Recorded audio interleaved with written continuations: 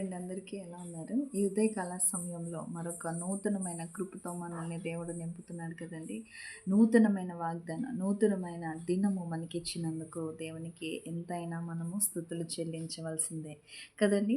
ఈ దినాన వాగ్దానం, దేవుని ఇచ్చిన వాగ్దానం మనం చదువుకుందాం.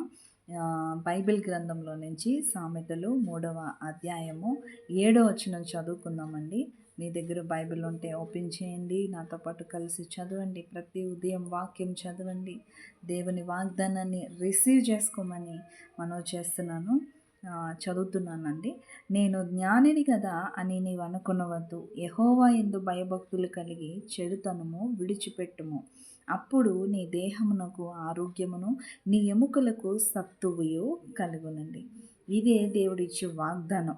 ఎంత మంచి వాగ్దానం కదండి. కొంతమంది చాలామంది ఏమనుకుంటారంటే, నేను జ్ఞానిని, నన్ను మించిన వాళ్ళు లేరు, నా అంతటి జ్ఞానవంతులు లేరని అనుకుంటూ ఉంటారు. అయితే నేను జ్ఞానిని కదా అని నీవు అనుకోనవద్దు అని దేవుడు చెప్తున్నాడు. ఏంటి జ్ఞానవంతుడు ఎవరండి? మన దేవుడైన ప్రభువే కదండి. ఆయనే జ్ఞానవంతుడు, జ్ఞానశీలి అని పేరు ఆయనకు ఉంది. ఆయనకి ఎన్నో పేర్లు ఉన్నాయి కదండి. 1000 నామాలు ఆయనకు ఉన్నాయి. అయితే మనము ఆయన యందు భయభక్తులు కలిగి ఉన్నప్పుడు మనము ఆయన దగ్గర నుంచి జ్ఞానాన్ని సంపాదించుకోగలుగుతాం కదండి. యెహోవా యందు భయభక్తులు కలిగి ఉండుటయే జ్ఞానమునకు మూలమని కూడా వాక్యం సెలవిస్తుంది. ఇంకా దేవుడు ఏం చెప్తున్నాడంటే, నన్ను అడుగుము, జ్ఞానం ఎవరికైనా కొదువుగా ఉండేలా నన్ను అడుగుడు, మీకు ఇస్తానని కూడా దేవుడు వాక్యం ద్వారా మనతో మాట్లాడుతున్నాడు. అంటే ఇక్కడ జ్ఞాని అవ్వాలంటే ఏమై ఉండాలి?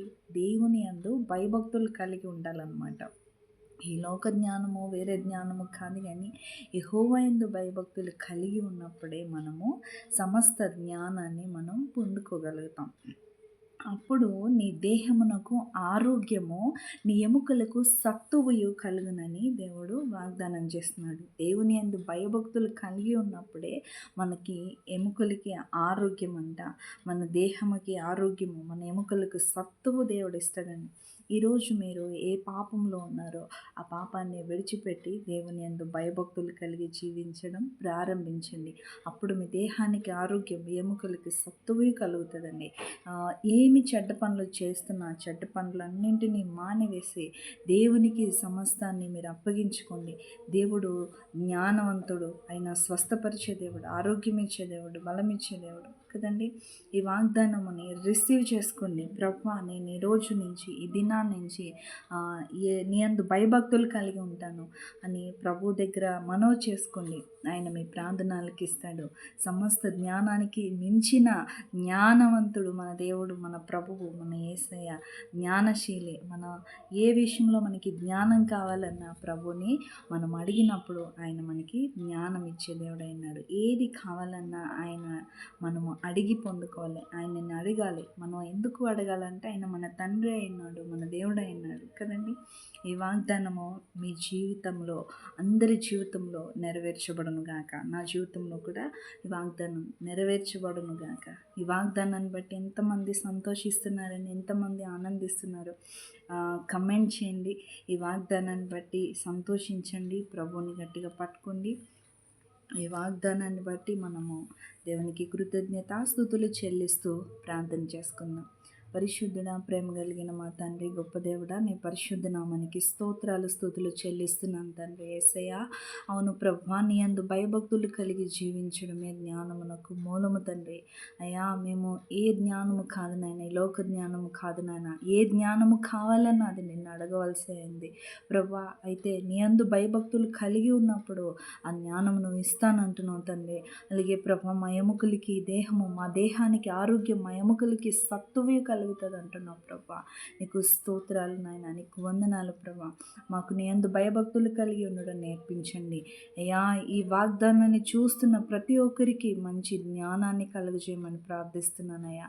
ప్రతి ఒక్కరికి మంచి ఆరోగ్యం దయచేయండి. నీ యందు భయభక్తులు కలిగి ఉండటం ఏ విధంగా ఉండాలో నేర్పించమని ప్రార్థిస్తున్నాను తండ్రి.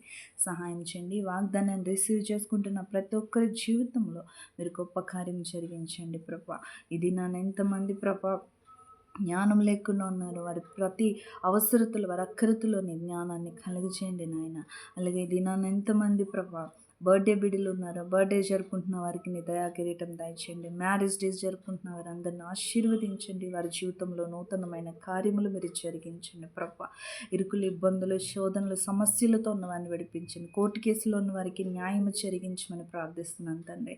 అనారోగ్యంతో ఉన్న వారికి స్వస్థత దయచేయండి ప్రభా. ఉద్యోగాల కొరకు, ఏ జాబ్ కొరకు ఎదురు చూస్తున్న వారికి నాయన మంచి కార్యములు మీరు జరిగించమని ప్రార్థిస్తున్నాను తండ్రి. ఈ వాగ్దానం ప్రతి ఒక్కరి జీవితంలో మీరు నెరవేర్చమని ప్రార్థిస్తూ నేను భయభక్తులు కలిగి ఉండటం మా అందరికీ నేర్పించమని యేసునామంలో బిడ్డలు చూసిన ప్రతి ఒక్కరిని దీవించి ఆశీర్వదించమని సమస్త జ్ఞానాన్ని మీరు అనుగ్రహించమని యేసునామంలో ప్రార్థిస్తున్నాను పరమ తండ్రి. ఆమె ప్రైజ్ ది లార్డ్ అండి. ఈ వాగ్దానాన్ని లైక్ చేయండి, షేర్ చేయండి. ఈ ఛానల్ సబ్స్క్రైబ్ చేసుకోకపోతే సబ్స్క్రైబ్ చేసుకోండి. ఈ వాగ్దానాన్ని దేవుడు మీ జీవితంలో నెరవేర్చును గాక. God bless you. Praise the lord.